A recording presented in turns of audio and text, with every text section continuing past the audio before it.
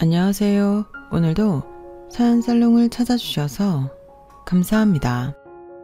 저는 경상도에서 태어나 경상도에서 자란 토박이 40대 여성입니다. 제 이야기를 하기에 앞서 질문 한 가지 드릴게요. 여러분은 역마살에 대해 어떻게 생각하시나요? 역마살을 가진 배우자와 행복하게 잘 살 수 있으신가요? 역마살이란 늘 이리저리 떠돌아다니게 된 애군을 말해요. 그래서 역마살이 낀 사람은 한 곳에 오래 정착하지 못하고 특정 집단에 소속되어 있는 것을 답답하게 여기고 현재 상태에 안주하지 않는 모습을 보이죠. 심하게 말하면 객사할팔자라고 말하기도 해요. 얼마나 무서운 애군인가요? 하지만 그런 사람이 주변에 전혀 없지는 않죠. 우리는 정도에 따라 다르게 역마살이 낀 사람들을 볼 수 있어요. 그래서 저는 묻고 싶어요. 그런 사람이 배우자라면 어떤지 말이에요. 그런 배우자와 가정을 꾸릴 수 있는지 말이에요. 저는 완벽하게 노예요. 절대 그럴 수 없다고 생각해요. 역마살이 낀 배우자와의 결혼 생활은 외로움 그 자체예요. 얼마나 외로운지 아세요? 저는 한때 혼잣말을 하기도 하고 거울을 보면서 저와 대화했다니까요. 맞아요. 제 이야기예요. 전 그런 사람과 두 아이를 낳고 살았어요. 그래서 하는 이야기인데요. 거두절미하고 역마살이 낀 남자와는 결혼하지 마세요. 물론 역마살이 낀 여자도 마찬가지고요. 분명히 가정에 불화가 생길 거예요. 그러니 경험자의 조언쯤으로 생각해 주세요.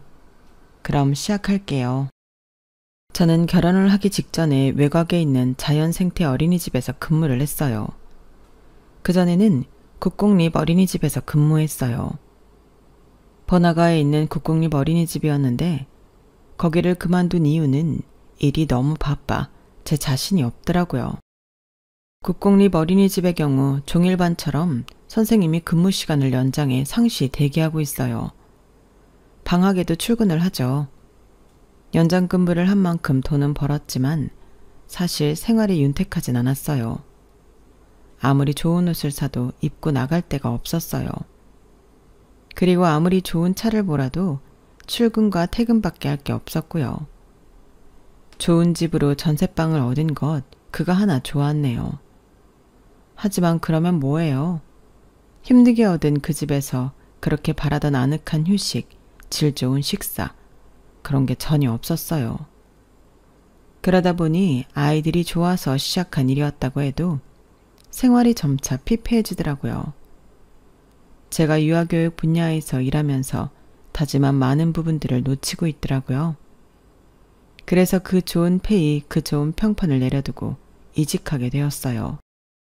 사립 어린이집으로 이직을 했어요. 새로 시작한다는 마음으로 임했어요. 그랬기 때문에 새로운 시스템이나 체계 같은 것들은 쉽게 적응을 했어요. 힘든 건 처음에 기존에 있던 선생님들의 텃세였어요. 심지어 원장 선생님마저 그랬으니까요. 제가 좋은 국공립 어린이집에서 오래 아무런 잡음 없이 일을 해서 뽑아놓고서 괜히 이직을 한 게 아니라고 생각한 것 같더라고요. 그래서 저는 보여줬죠.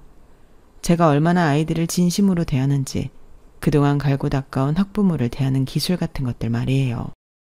그리고 국공립 어린이집에서 배운 대로 어린이집 평가에 좋은 영향을 주는 프로그램을 개발하고 학부모들에게 틈틈이 선물을 받으며 어린이집의 발전을 위해 썼어요. 그러니 다들 저를 인정해 주더라고요. 그 이후로는 선생님들과도 친하게 지냈어요. 그리고 물론 제가 그렇게 노력한 이유는 그만큼 제가 얻는 것도 있기 때문이었는데요. 확실히 국공립 어린이집과 다르게 사립 어린이집에서 일하는 것이 제 시간이 있더라고요. 종일반도 없고 방학에도 전면적으로 어린이집이 쉬고요. 자연생태 어린이집이어서 공부할 것이 많았지만 그만큼 얻어가는 것도 있었어요. 아이들과 자연 친화적 활동을 하는 것에 대한 만족과 자부심도 있었고요. 물론 국공립 어린이집엔 없는 등하원 버스에 올라야 한다는 단점이 있었지만 그것도 넓게 보면 좋았어요. 아이들을 끝까지 책임진다는 인상을 주잖아요. 특히나 아이들을 하원시켜주면서 학부모들과 짧게 대화를 했는데 그걸 학부모들이 무척 좋아하더라고요. 제가 담당한 아이들이면 더 길게 이야기하기도 했죠. 그렇게 저는 이직한 어린이집에서도 좋은 커리어를 쌓고 있었어요. 그리고 거기서 남편도 만나 결혼도 했죠. 처음에 남편은 학부모인 줄 알았어요.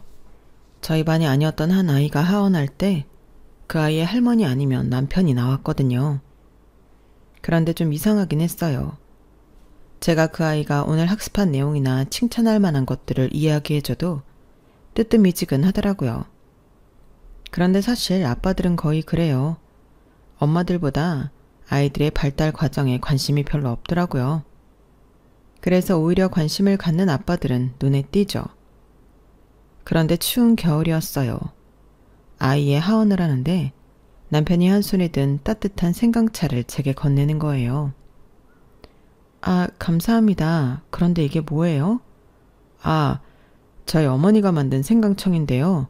며칠 전부터 선생님 목소리가 이상하길래 감기에 걸리실 것 같아서 타왔어요. 이거 드시면서 일하세요. 처음엔 예상하지도 못하게 다정한 구석이 있는 학부모구나 생각했어요. 아까와 비슷한 맥락으로 아빠들은 저렇게 잘 안 했어요. 엄마들이야 제가 목이 걸걸하면 감기 걸리셨냐 어쩌냐 이런 말을 했는데 아빠들은 눈치도 못 채는 경우가 태반이었죠. 그날 저희 남편은 제 눈에 쏙 들어왔어요. 하지만 호감은 아니었어요. 그때만 해도 학부모인 줄 알았으니까요. 그냥 감사한 마음들 뿐이었죠. 그리고 다음 날에도 남편은 제게 생강차를 건넸어요. 그리고 목캔디도 함께 주었죠. 기분이 좀 이상했어요. 다른 학부모들에게도 이런 작은 선물쯤 받는데 남편이 주니까 괜히 죄를 짓는 것 같더라고요. 그래서 그 다음 날에 애둘러 말했어요. 이제 번거롭게 안 주셔도 돼요. 감기는 안 걸릴 것 같아서요. 그리고 정말 그날은 가지고 온 생강차도 안 받았어요. 돌아가는 내내 마음이 쿡쿡 쑤시고 쿵쾅쿵쾅거리고 앞으로 내 교사 인생에 지장이 생기는 거 아닐까? 이런 생각이 자꾸 들더라고요. 그런데 그 이후로 남편이 안 보이더니 며칠 뒤 제가 정말 감기에 걸린 거예요. 마스크를 쓰고 업무를 하고 아이들 하원을 시켜줬어요. 그 아이 하원 시간이 하원 시간 중 끝자락이에요. 몸에 점점 열이 나더라고요. 머리가 아찔아찔하고 손발이 자꾸 저리고 그랬어요. 아마 얼굴은 새빨개졌을 거예요. 결국 감기에 걸리셨네요. 며칠 안 보이더니 그날은 남편이 마중을 나왔더라고요. 마스크를 쓴 저를 보더니 남편이 걱정스러운 목소리로 말했어요. 저는 급하게 말을 이어갔어요. 정신을 놓을 것 같았는데 겨우겨우 붙잡으면서 말이에요. 아, 그러게요. 아이니는 오늘 사물 퀴즈도 잘했고요. 밥도 다 잘 먹었어요. 아버님도 감기 조심하세요. 요새 감기가 독하네요. 네, 그렇다고 하더라고요. 그런데 아까 뭐라고 하셨죠? 네? 아이니 오늘 사물 퀴즈도 잘하고. 아니, 그거 말고요. 아버님? 네. 아이니 아버님 아니세요? 대? 아니, 누가 미쳤다고 애아빠가 매일 생강차를 타주고 그래요? 남편은 정말 당황한 것 같았어요. 계속 헛웃음을 치더라고요. 그리고 저는 처음엔 그게 무슨 말인지 잘 가늠이 안 갔어요. 아마 열이 나서 더 그랬던 것인지도 몰라요. 대체 무슨 말씀이신지. 저 아이니 삼촌입니다. 큰 삼촌. 아이니는 제 동생 아들이고요. 여기 아이니 할머니 집이에요. 제가 그 말을 듣고 얼마나 부끄러웠는지 쥐구멍이 있다면 숨고 싶더라고요. 그리고 부끄러운 마음에 열이 더 올라서 제가 픽 하고 쓰러졌어요. 남편의 가슴팍에 말이에요. 남편이 저를 품에 안고 괜찮냐고 물었어요. 저는 억지로 일어나려고 했다가 갓 태어난 기린처럼 몸을 이상하게 움직였어요. 남편이 어린이집에 전화를 했죠. 지금 시은 선생님이 많이 아프신 것 같아서 응급실로 가야 할 것 같은데 하원 차량 좀 부탁드립니다. 그렇게 저는 남편의 차를 타고 응급실로 갔어요. 그리고 수액을 맞는 동안 남편이 옆에 있었죠. 그날을 계기로 저희는 오해를 풀었고 친해졌고 연인이 되었어요. 6개월 정도 만나고 결혼을 했는데 사실 6개월 중에 만난 날을 합치면 3개월 정도 될 것 같아요. 남편이 무역회사를 다니거든요. 그것도 해외 영업부에서 근무를 해서 출장이 많아요. 유럽이며 미국이며 중국이나 일본은 기본이고요. 저랑 만나면서 독일도 종종 다녀왔어요. 그런데 이상하죠? 사귀기 전에는 자주 조카를 마중 나왔었는데 말이에요. 사귀고 나니 출장이 더 많아진 것 같아서 저는 내심 서운한 마음에 남편이 출장을 가기 전날 짐을 같이 싸주면서 물었어요. 그런데 자기, 내가 애 아빠라고 오해했을 땐 이렇게 출장 많이 안 갔잖아. 너는 늘 이렇게 다녔는데 입사 초기에도 그랬고 지금도 그렇고 출장 가는 횟수에 차이는 별로 없어. 그냥 그때 나만 보였던 거 아니야? 아닌데? 지금은 한 달에 한 번은 꼭 출장 가잖아. 길면 2주씩. 그땐 안 그랬는데. 일주일에 한 번은 봤다고. 그때 우연히 출장이 짧았나 보지. 정말이야? 솔직히 남자가 좋아하는 여자 꼬시려면 뭔들 못하겠어. 안 그래? 내가 너 때문에 날린 출장만 몇 개다. 그럼 지금은? 다 잡은 물고기라는 건가? 뭘 또 말을 그렇게 서운하게 해. 지금은 우리가 이해할 수 있는 관계니까 다녀오는 거지. 일은 일이잖아. 나도 자기 일 존중하고 자기도 내 일 존중하고 그럼 지금처럼 열심히 해야 결혼도 하고 가정도 만들고 그러지. 그렇게 말만 하면 뭐해. 결혼 준비는 나 혼자 다 하는데. 나 드레스도 친구랑 둘이 보러 갔다 왔어. 그거 내가 얼마나 서운했는지 알아? 사진 찍어서 보여줄 수도 없는데 나 그때 정말 예뻤다고. 그건 나도 섭섭한데 어쩔 수 없잖아. 그날 출장에 잡힌 걸. 결혼식에 놀 수 있는 거 맞지? 결혼식 때도 안 오는 거 아니지? 버진로드도 나 혼자 걷게 하는 거 아니지? 에이, 그건 아니다. 아무리 내가 양심이 없다고 해도. 그런데 상견례는 생각하면 안 될까? 아무리 해도 시간 안 날 것 같은데 그냥 자기가 전화나 좀 드려. 뭐? 한 번 식사도 없이 결혼식에서 뵙게 하자고? 아니면 나 빼고 하든지. 내 달력 봐봐. 아무리 해도 시간이 안 나온다니까? 그래도 이번 출장 가면 실적 장난 아니게 오를걸? 그럼 결국엔 뭐다? 나도 좋고 너도 좋은 일이지. 그러니까 좀 봐줘. 그리고 난 분명히 말했다. 우리 사귀기 전에 말이야. 뭐? 뭐라고 말했는데? 내가 무역회사 해외 영업부라서 해외 출장이 잦은데 괜찮냐고 물어봤잖아. 그때 자기가 뭐라고 했어? 일은 일이죠. 저는 서로 하는 일뿐만 아니라 취미나 그런 것들도 존중하지 않는 사람은 싫어요. 그랬잖아. 그런데 왜 이러실까? 앞뒤가 다르네. 그건 지금도 그렇게 생각해. 그런데 결혼 준비는 같이 하는 거잖아. 자꾸 나 혼자 하니까 나만 원하는 결혼 같아. 어차피 결혼은 여자가 다 결정하는 거래. 남자가 의견 내봤자 짜증만 난다니까. 알다시피 난 미적인 감각도 없고 엄마를 안 닮아서 그런가. 여기서 갑자기 어머니 핑계를 댄다고? 아니, 우리 애는 안 가질 거야? 애도 설마 나 혼자 키워? 애를 왜 자기 혼자 키워? 자기 애기기만 한 것도 아닌데. 당연히 나도 같이 하지. 대신 나는 출장이 있으니까 도와줄 수밖에 없겠지? 그렇게 저는 남편의 말대로 상견례를 생각하고 결혼식을 진행했어요. 시부모님은 별 말씀이 없었다는데 저희 친정에선 황당했죠. 그래서 남편이 해외 출장이 많다고 설명드렸어요.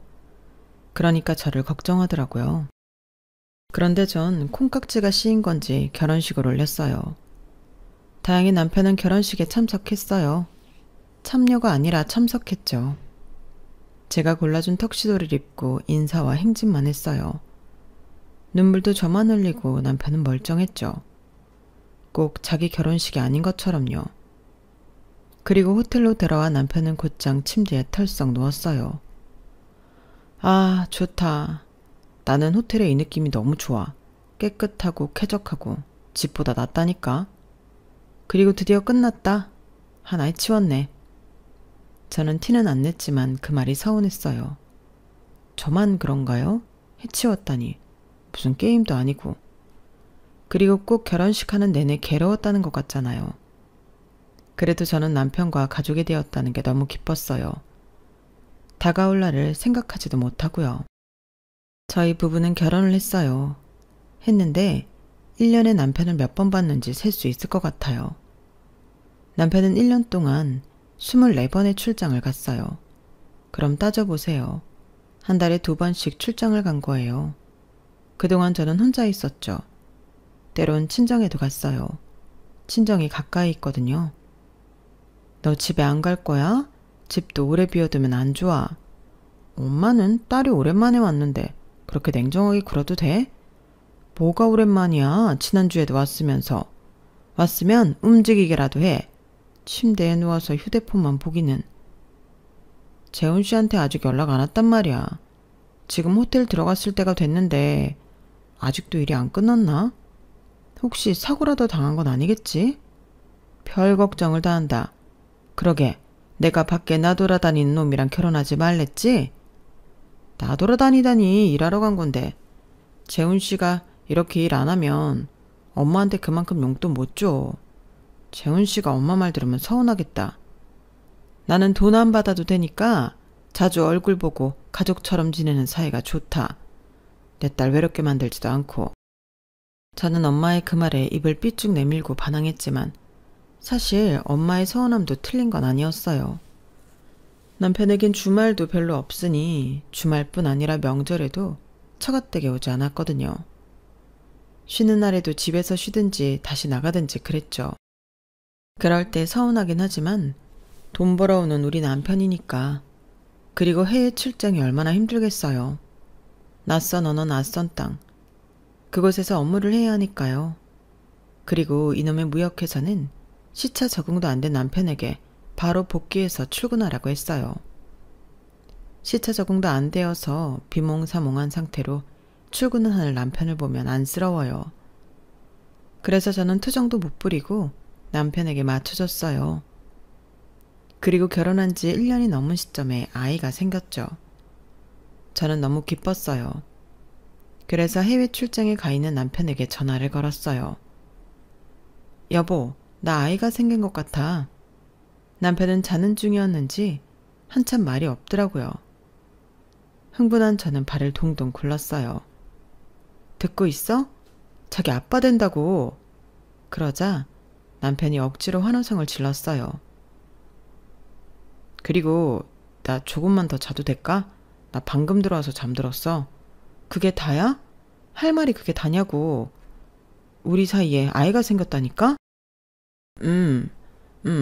그런데 자기 일은 어떻게 하려고? 거기 육아휴직 있나? 출산휴가는? 있어, 어린이집인데 그럼 복지는 제대로 있어야지. 그럼 그 이후엔 장모님이 키워주신대? 어? 어린이집에 맡기면 되지. 요새는 영세도 어린이집 보내.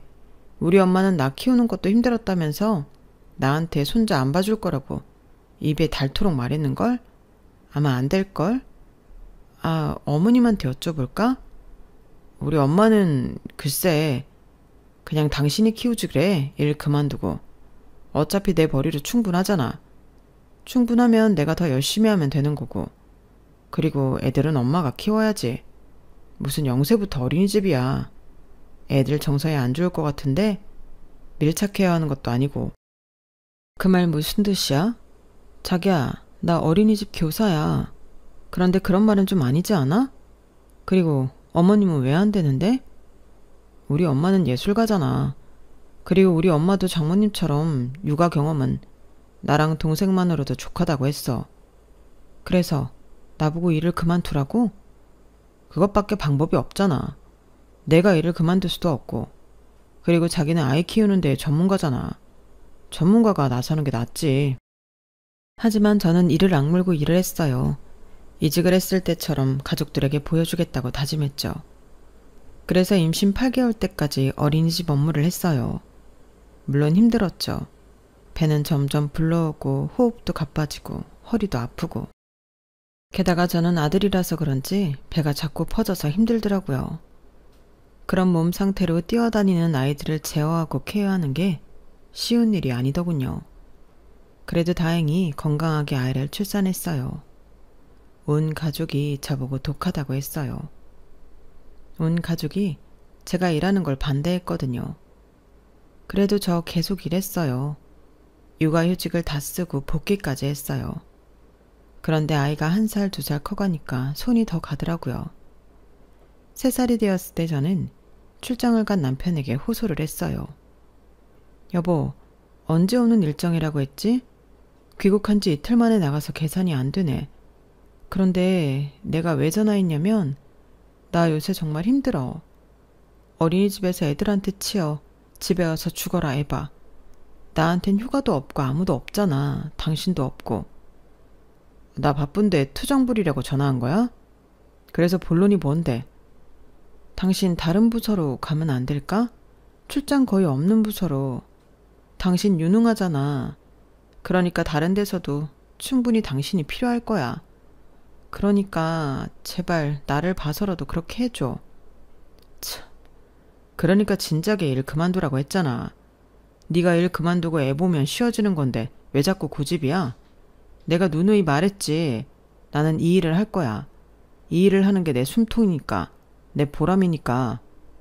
각자 일은 건들지 않겠다고 했으면서 왜 그러는 거야? 그럼 내 일은 왜 건드는 건데? 왜 나한테는 자꾸 그만두라고 하는 건데? 넌 엄마잖아. 어쩔 수 없잖아. 그리고 나보다 애가 네가 더 잘 보겠지. 안 그래? 넌 경험자고 전문가잖아. 왜 쉬운 길을 돌아서 가려고 해? 아니, 왜 그렇게 출장에 목을 매는 거야? 그깟 출장 안 가면 뭐 어때서? 설마 집에 들어오기 싫은 거야? 그럼 대체 결혼을 왜 한 거야? 왜 이렇게 사람이 책임감이 없어? 왜 매번 나만 전전긍긍하냐고. 당신은 우리 집 사람이 아닌구나. 아직 우리 집 사람이 아니네. 우리 집 남자들한테 공통적으로 씌인 게 있어. 역마살이라고 혹시 아나?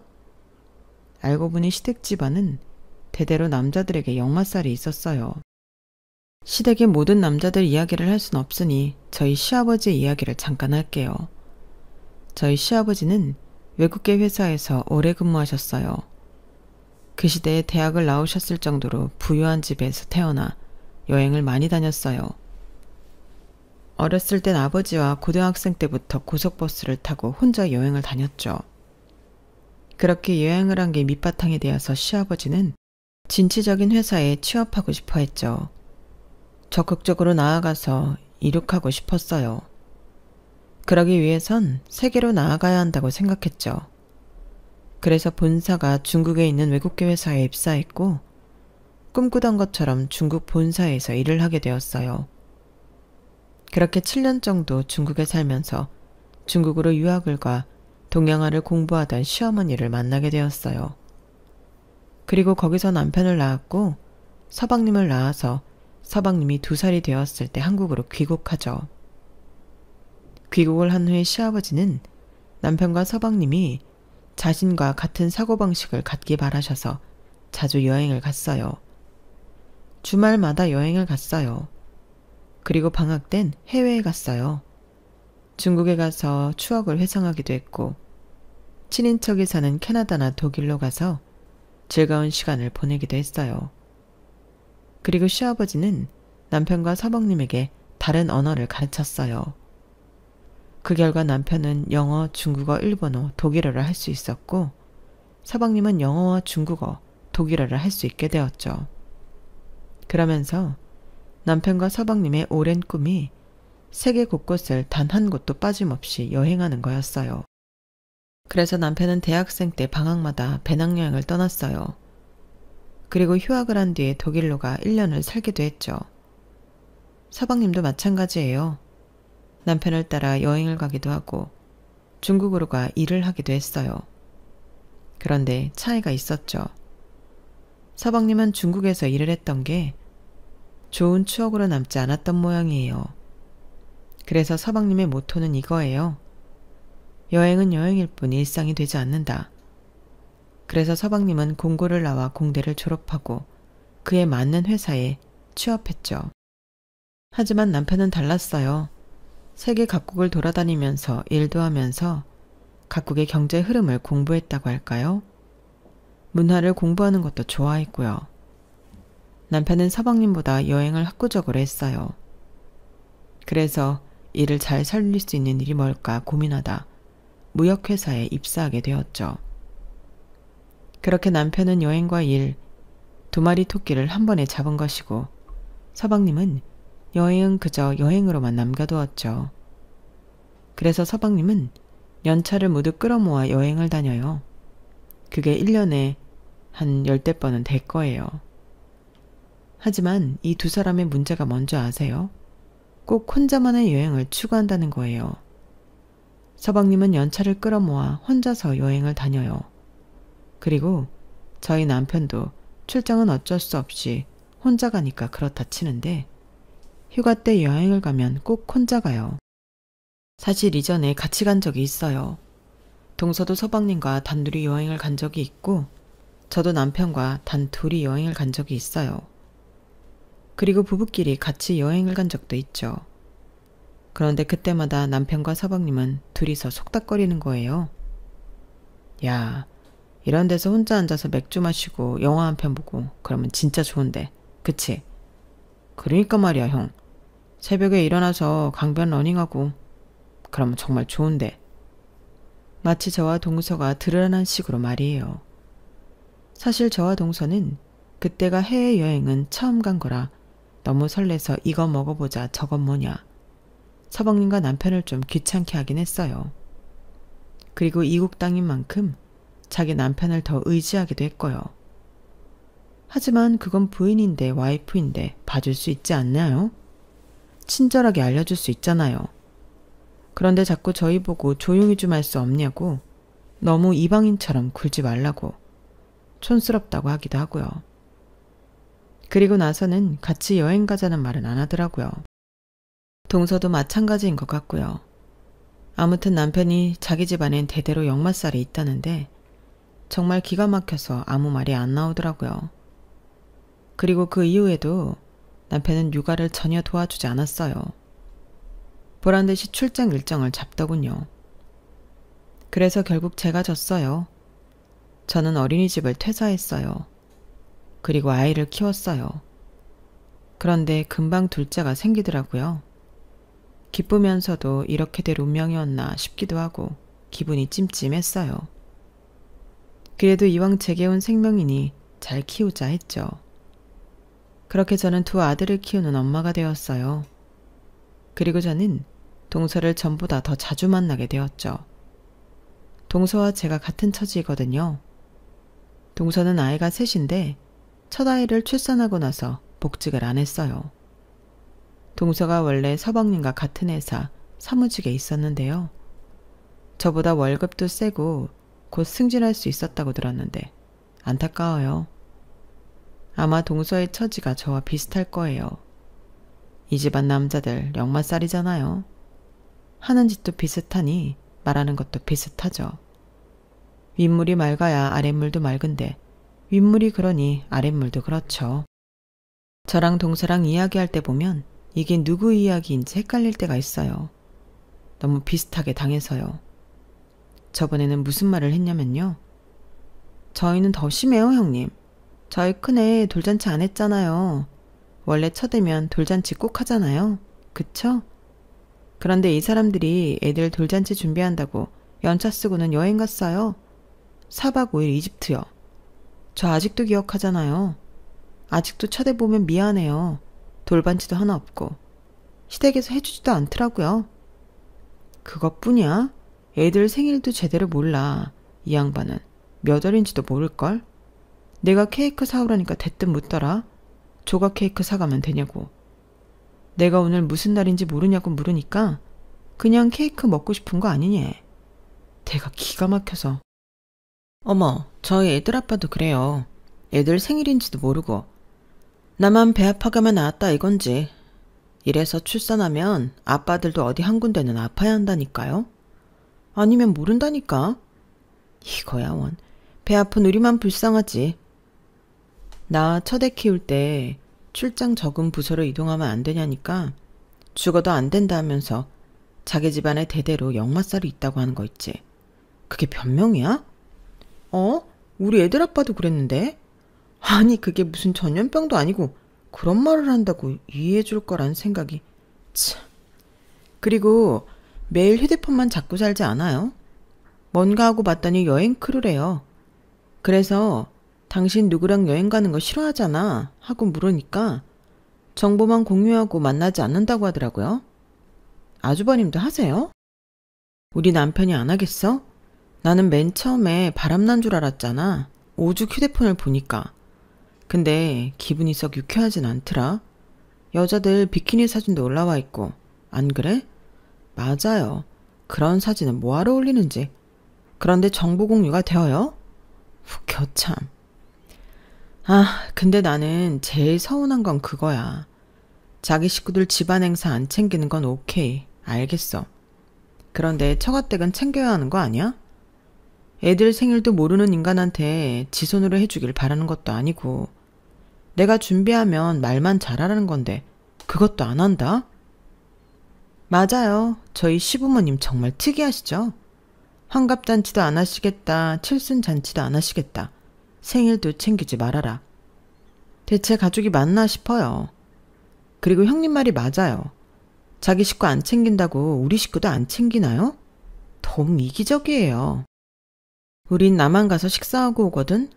그리고 신랑 집에 있어도 매번 해외 출장 간다고 해. 그런데 은근히 서운해하는 티가 나잖아. 그럴 때마다 참 밉다? 그게 뭐라고. 그거 하는 게 뭐 어렵다고. 그냥 밥 같이 먹고 축하드립니다 하면 되는데. 동서와 저는 하소연을 하면서 서로를 위로했어요. 하지만 이것만 불만인 게 아니었죠. 돈, 바로 돈이에요. 출장 가서 쓰는 돈, 따로 여행 간다며 쓰는 돈이 어마어마했어요. 더구나 남편이며 서방님이며 여행에서 돈을 아끼는 스타일이 아니어서 장난이 아니었죠. 그래서 동서는 서방님이 생활비를 줄이고 근처에서 아르바이트를 하라고 했대요. 그래서 근처 마트 일자리를 알아보고 있다고 하더라고요. 참, 저희는 아직 그 정도까진 아니었거든요. 그래도 저희 남편이 좀 벌어서요. 그리고 제가 돈을 좀 잘 불리거든요. 그런데 어느 날이었어요. 동서가 울면서 전화가 오더라고요. 형님, 저 집에 가스가 끊겼어요. 미납되었나 봐요. 그리고 집에 쌀도 없고 애들 학원비도 연체돼서 자꾸 전화 오고 죽겠어요. 그래서 그런데 저 혹시 100만 원만 빌려주실 수 있어요? 월급 아직 안 들어왔어? 저번에 일 구했다며. 사실 애들 아빠가 부탁해서 몇 달치 갑을 받았어요. 이제 더 갑을 받을 수도 없어요. 정말 죄송해요, 형님. 제가 다시 전화드릴게요. 저는 지금 동서에게 처한 상황에 너무 놀랐어요. 그리고 진심으로 열심히 사는 동서가 안쓰러웠죠.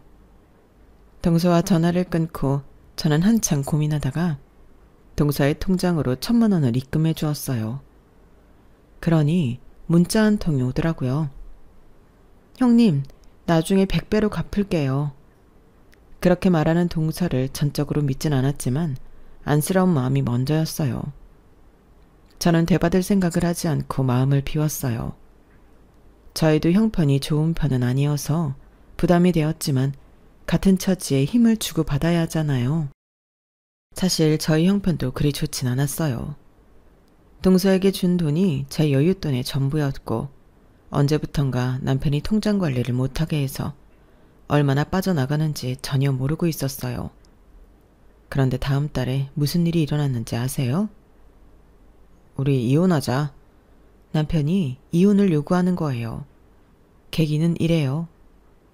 제가 첫 아이에게 개인 가해를 붙이고 싶다고 말하면서 다투게 되었거든요. 그러니 남편이 너처럼 흥청망청 쓰는 사람과 살고 싶지 않다고 자기는 ATM기가 아니라고 하더라고요. 그러면서 합의 이혼을 요구했어요. 우리 뭐 재산이라고 할 것도 없고 내가 매달 양육비 100만 원씩 줄게. 애 둘에 이 정도면 충분하잖아. 그리고 양육권, 친권 다 가져가. 그럼 됐지? 대체 뭐 하는 거야? 내가 애들 과외시킨다는 게 이런 말이 나와야 하는 말이야? 흥청망청 써? 내가? 나 장봐도 10만 원 안 남기려고 부단히 애쓰는 사람이야. 당신이 무슨 자격이 있다고 그런 말을 하는데? 애들 아빠 노릇도 제대로 안 했으면서. 그놈의 애들 아빠 노릇. 내가 이만큼 벌어서 이 정도 누리게 했으면 됐지. 얼마나 더 바라는 거야? 그리고 애들 학원도 꼭 보내야 해? 요새 무료 강의도 많고 학교 선생님은 꽁으로 있어? 당신이 애들 다 망쳐놓은 거야. 알아? 정말 당신 생각만 하면 깝깝해. 학원도 엄연한 교육시설이야. 당신은 틈만 나면 자기 이치에 안 맞는 것들을 비하하지. 존중이라는 게 없어. 그러니까 나도 이렇게 대하는 거지. 다른 엄마들은 애 가졌을 때 남편이 안 해준 거 뼈에 박힌다는데 그래서 내 뼈는 다 으스러졌어. 알아? 남편은 제 말에 지겹다고 말하며 이혼 서류를 식탁에 올려놓고 집을 나갔어요. 남편은 그대로 집을 나가 돌아오지 않았죠. 저는 남편의 마음을 돌리기 위해 시부모님도 만났어요. 그런데 저한테 뭐라고 하는 줄 아세요? 그냥 그렇게 하게 둬라. 얘가 워낙 답답한 걸 싫어하고 못하는 걸 싫어해. 그래서 그런 거다. 그냥 얘가 하고 싶은 대로 내버려둬. 어차피 양육비는 준다고 약속했다며. 약속 안 지키래도 아니고 안 지키면 나라도 주마. 그러니까 이혼해. 요새는 이혼이 흠도 아닌데 뭘. 너도 재혼하고 싶으면 해라. 우리는 그런 거 안 막는다. 그리고 재산 분할할 때 지금 살고 있는 집도 주마. 그럼 됐지? 공평하지? 그러니까 너무 고민하지 말고 도장 찍어. 저는 시부모님 말을 듣고 생각했어요. 이런 부모님 밑에서 커서 책임감이라고는 전혀 없구나 하고 말이에요. 아이들은 낳아놓는다고 알아서 크지 않아요. 케어가 필요하죠. 엄마의 역할이 있고 아빠의 역할이 있어요. 하지만 시부모님은 그걸 전혀 모르는 것 같아요. 결국 저는 합의 이혼은 하지 않고 이혼 소송을 했어요. 남편이 역마살을 핑계로 이제껏 가정에 소홀했다는 것을 강조했죠. 하지만 소송은 남편이 유리하게 흘러갔어요. 남편이 꾸준히 저에게 생활비를 주었다는 게 이유였죠. 생활비가 줄어간 건 생각도 안 하고요. 남편은 생활비가 줄게 된 이유를 제 탓으로 돌렸어요. 제가 자꾸 돈을 벌어오라고 했다는 둥, 제가 충동 소비를 한다는 둥, 돈으로 스트레스를 엄청 줬다는 거예요. 그래서 그런 생각을 고치기 위해 생활비를 줄였다고 주장했어요. 하지만 제가 달라진 게 없었다고 계속 돈을 달라고 했고 사치스러운 행동에 정이 떨어졌다고 했어요. 그리고는 자기는 신중하게 고민해 이렇게 경제관념이 다르기 때문에 같이 살 수 없다고 판단했고 이혼을 요구한 것뿐이라고 말했어요. 그러면서 제가 남편을 현금 인출기 취급을 한다고 말했죠.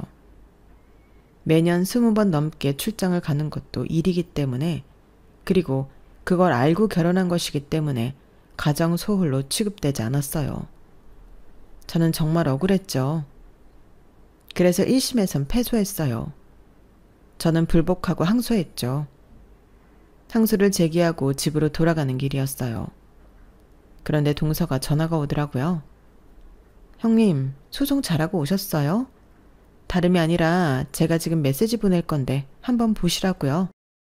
패소를 해서 기분이 좋지 않아 나중에 확인하겠다고 말하는데 동서가 급하다면서 빨리 보라고 해요. 평소에 그런 동서가 아닌데 생각하며 메시지를 확인했죠.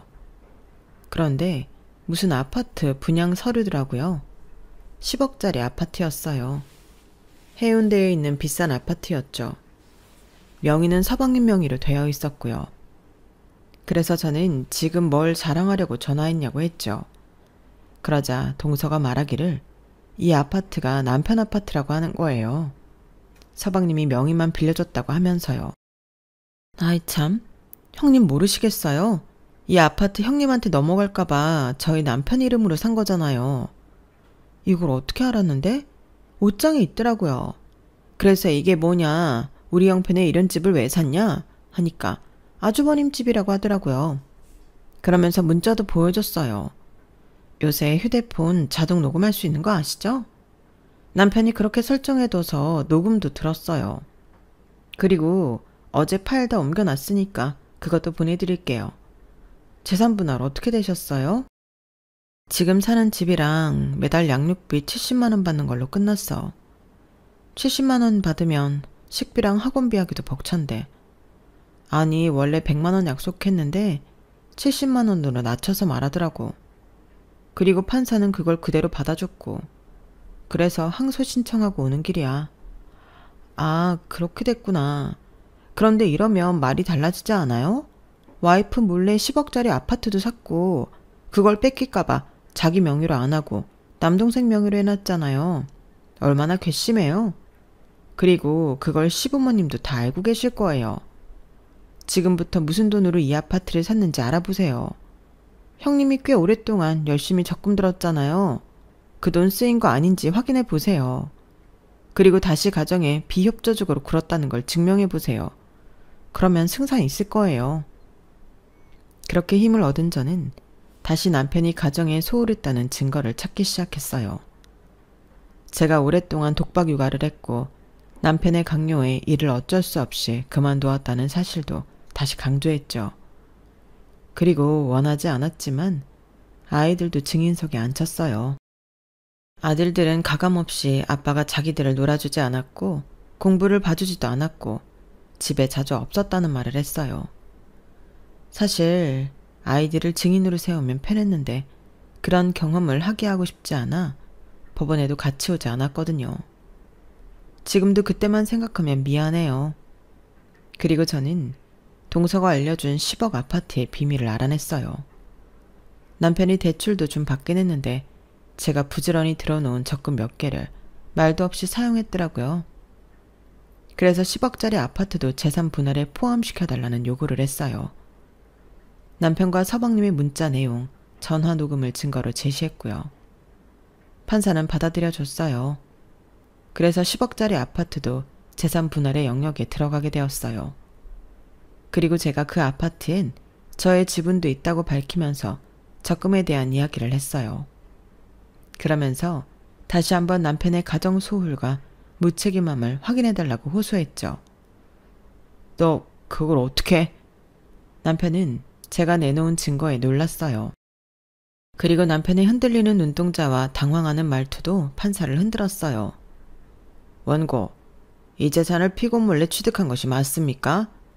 그 질문에 남편은 아무 말도 하지 못했고 판사가 다그치자 결국 고개를 끄덕였어요.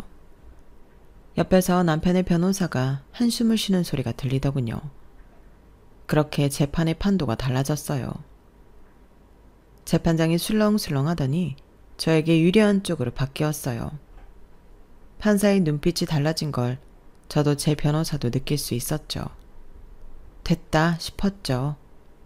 게다가 이번 항소 때 저는 남편이 주는 생활비가 점점 줄었고 그건 남편이 월급을 적게 받아서가 아니라 남편이 월급의 반 이상을 출장 및 여행 경비로 사용했기 때문이라는 증거를 제출했거든요. 잦은 항공권 예매 날짜, 매번 5성급 호텔을 썼던 것, 그리고 제 변호사가 남편의 출금 내역을 확인해 해외에서 돈을 흥청망청 쓴 기록도 증거로 제출했어요. 그리고 저희 아이가 아직 어리고 아직까지 제 수입이 없다는 것을 고려해달라고 호소했죠. 그래서 결국 2심에서는 승소했어요. 저는 현재 사는 집과 10억짜리 아파트를 손에 얻었고 매달 남편에게 양육비로 150만 원을 받게 되었어요. 이번엔 남편이 항소를 했어요. 하지만 3심에서 남편이 제출한 증거는 너무 미약했어요. 그리고 서방님의 증언도 그리 큰 영향이 없었어요. 동서 덕분에 승소했어. 너무 고마워. 자기가 내 은인이야. 에이, 형님이 제 은인이죠. 제가 100배로 갚는다고 했죠? 축하드려요. 그렇게 저는 이혼을 했고 그날 대단하게 꿀잠을 잤던 기억이 있어요. 그리고 저는 해운대의 10억짜리 아파트를 과감하게 팔고 건물을 샀어요. 1층엔 카페와 약국이 있고 2층엔 소아과와 이비인후과가 있어요. 그리고 3층엔 사무실들이 있고 그 위로 2층짜리 월세방들이 있어요. 이렇게 이른 나이에 건물주가 될 줄은 몰랐는데 감회가 새로워요. 그리고 저희 세 식구는 새로운 출발을 하자는 마음으로 살던 아파트를 팔고 다른 아파트로 이사를 갔어요. 아이들을 전학 보내기도 했는데 다행히 잘 적응하고 있어요. 그때 증인석에 앉힌 게 스트레스나 트라우마로 다가올까 걱정했는데 너무나도 밝게 지내고 있어요. 이혼을 했다는 걸 인지했는지 아빠도 찾지 않고요. 그리고 저는 일자리를 구했어요. 사실 건물 관리하고 양육비도 받으니까 일을 굳이 할 필요는 없는데 이제 저희 애들이 초등학교 고학년이니까 전보다 손이 많이 안 가기도 하고 아시겠지만 제가 애를 강제로 그만뒀잖아요. 그래서 부담이 안 가는 일을 찾았어요. 숲선생님 공고가 뜬 거예요. 제가 자연생태 어린이집에서도 일했잖아요. 그러면서 숲이나 자연에 대해 아는 게 많아요. 이거다 싶었죠. 그래서 입사 지원을 했고 합격해서 다니고 있어요. 피톤치드와 함께 일하니까 젊어지는 것 같고 좋아요. 그리고 저희 남편은 아직 회사를 다니고 있고 출장도 매번 나가는 대로 나가고 어쩌면 더 나갈지도 모르죠. 이젠 혼자니까요. 아주 혼자의 인생을 만끽하고 있는 듯해요. 하지만 분명히 장담해요. 저러다 객사할 거라고. 그땐 아무도 자기 장례식 때 안 가겠죠. 그렇게 외롭게 살다가 죽을 거라고 저는 장담해요. 그리고 저희 동서요.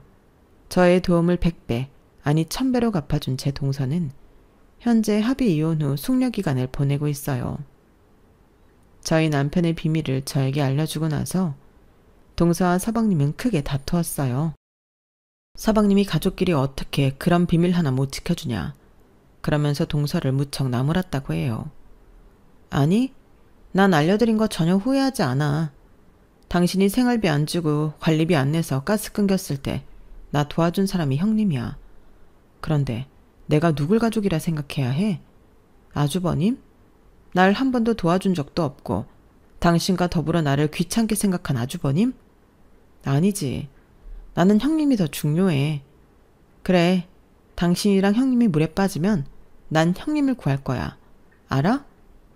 그리고 동서는 서방님에게 이혼을 요구했고 시부모님이 또 그러라고 해서 합의 이혼을 하고 지금 숙려기간이에요. 완전히 이혼을 하면 어떡할 거냐고 동서에게 물으니 아직은 모르겠다고 해요. 그래, 꼭 지금 알 필요 없지. 시간은 많아. 어차피 매달 양육비도 나오고 일단 동서도 일하잖아. 그럼 됐지 뭐. 천천히 생각해. 천천히 생각해도 안 늦어. 커피 식겠다. 식으면 맛없어. 그쵸? 커피도 식으면 맛없고 이미 지나간 일 후회해서 뭐해요. 동서, 서방님이랑 이혼한 거 후회해? 아니요. 그런 게 아니라 애초에 제 선택을 후회하는 것 같아요.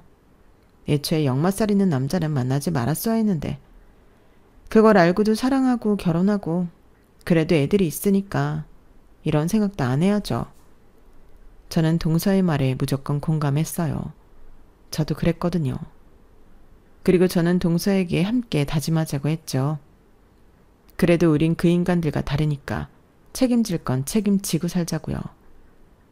그렇게 서로 울다가 웃다가 마지막엔 응원하면서 집으로 돌아갔어요. 동서가 완전히 이혼하는 날에도 만나기로 약속을 했어요. 그때가 되면 후련하게 털어낼 것들을 털어내고 둘 다 우뚝 일어나려고요. 그럼 이것으로 제 사연은 마칠게요. 들어주신 모든 여러분들 감사합니다. 오늘도 좋은 하루 보내시길 바라요. 여러분, 사연 댓글에 응원과 현명한 조언 부탁드려요. 좋아요와 구독은 저에게 큰 힘이 됩니다. 오늘도 좋은 일 가득하세요.